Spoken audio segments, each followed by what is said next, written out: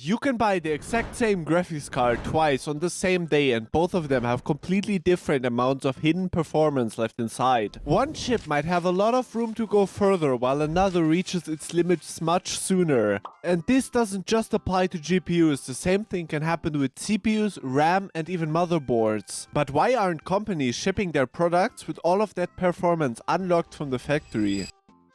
I just want to thank y'all so much for the crazy support I've gotten in the last weeks. 1k subs in 3 videos in under 3 weeks far surpassed all of my expectations. And I want to give a special shout out to Frenek and My Cream Fights Camels from the Discord, because I know they are going to be one of the first watching this video. As a little special, I want to do a short Q&A, so if you have any questions regarding my channel, PC hardware or overclocking, feel free to leave them down in the comments. But now let's get back into the video. Almost every component in your PC has something in common. Most of them are made from silicon and have one or more clock frequencies. You probably know your CPU clock because it's heavily advertised, but other components like your GPU, RAM, SSD, motherboard chipset, and many other components also have clocks. You can think of the clock like a bus schedule. A frequency of 1 MHz means the bus arrives 1 million times per second. That means a new bus arrives every 1 microsecond.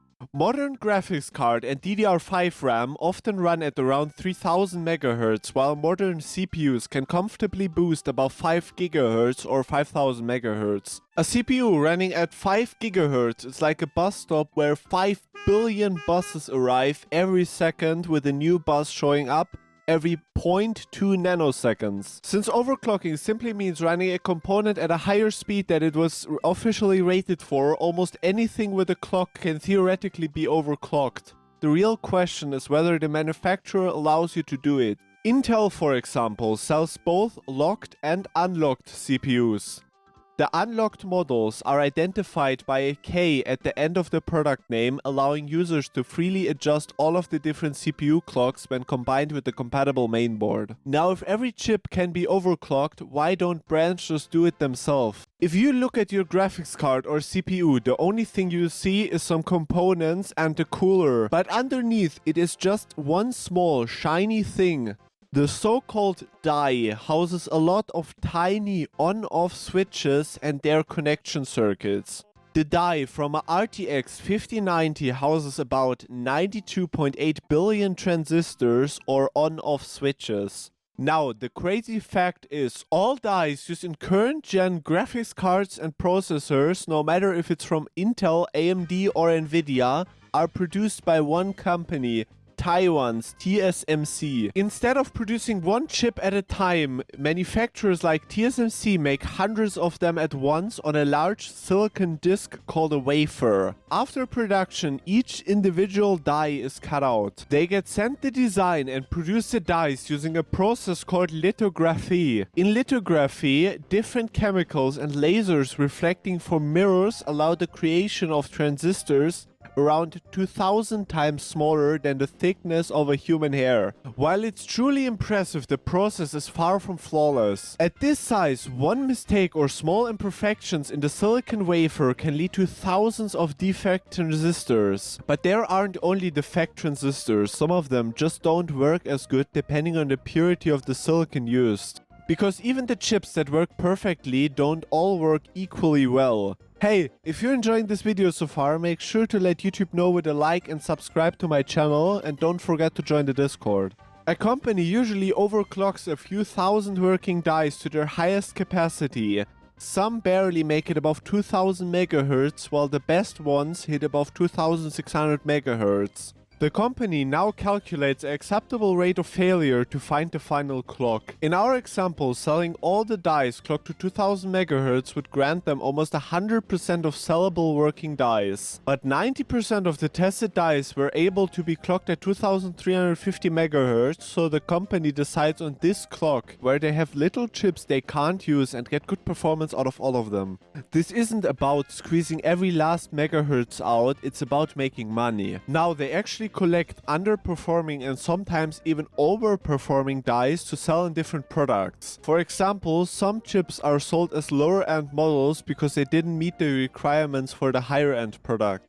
Companies also found new ways to maximize yield in this process. GPUs and CPUs now have a lot of boost algorithms that dynamically optimize voltage and clock speed depending on a lot of things like load, temperature, and also the silicon quality. Because there is one thing I haven't told you yet. Directly involved in the capable clock speeds are things like voltage and the temperature. So what actually decides whether one chip can reach 2600 MHz while others crash at 2200? To understand this, we have to go back to the tiny on-off switches. MOSFET transistors consist of three main parts: a source, a drain, and a gate. You can think of the gate as a tiny valve. Using voltage, it allows transistors to turn on and off. Every transistor has to switch between on and off states billions of times a second. At low clock speeds, there is plenty of time for each transistor to fully turn on and off before the next cycle begins. But as you increase the clock speed, the amount of time each transistor has to switch becomes smaller and smaller. Eventually, some poor quality transistors become too slow and they may not fully switch before the next clock cycle starts, causing errors like system crashes. This is where voltage comes into play. Increasing the voltage strengthens the functionality of the tiny valve. Therefore, the transistor is able to switch states faster and more reliably, allowing the chip to run at higher frequencies. But if more voltage solved everything, overclocking would be really easy. The downside is that higher voltage also increases power consumption and therefore heat output dramatically. As silicon gets hot, electrons move through it less efficiently, which causes the transistors to need slightly more time to switch, reducing the maximum stable clock speed. A chip that's perfectly stable at 2.8 GHz while sitting at 40 degrees Celsius might start crashing at the exact same settings once it reaches 90 degrees Celsius. So we are stuck in a loop. Modern boost algorithms constantly perform this balancing act automatically, hundreds of times per second. They monitor power draw, temperatures, current limits, the workload, and even the individual quality of the silicon. They then adjust the clock speed and voltage on the fly to squeeze as much performance as possible out of every chip while staying within safe operating limits. In other words, modern CPUs and GPUs almost are overclocking themselves. Graphics cards have been locked down for a long time now and only allow you to give the boost algorithms more headroom. But if the algorithm isn't on your side and doesn't run the die at the desired frequency due to hitting some limits, there is little you can do. Ironically, the best way to get more performance today is often using less voltage. Most performance nowadays lays in the silicon not needing the voltage buffer set by the factory. Therefore, you can tell the algorithm to try running at a lower voltage, often even leading to higher clocks due to getting further away from other limits set in it. So the reason companies don't ship every chip at its absolute limit is simple. Every chip is different and modern boost algorithms are already pushing each one close to its own safe maximum. There's still a small community committed to manually tuning their products for the highest performance in the specific benchmarking applications, but the days where everyone was manually tuning their products are long gone. Thank you for watching this video till the end, and I hope you learned some new ball knowledge.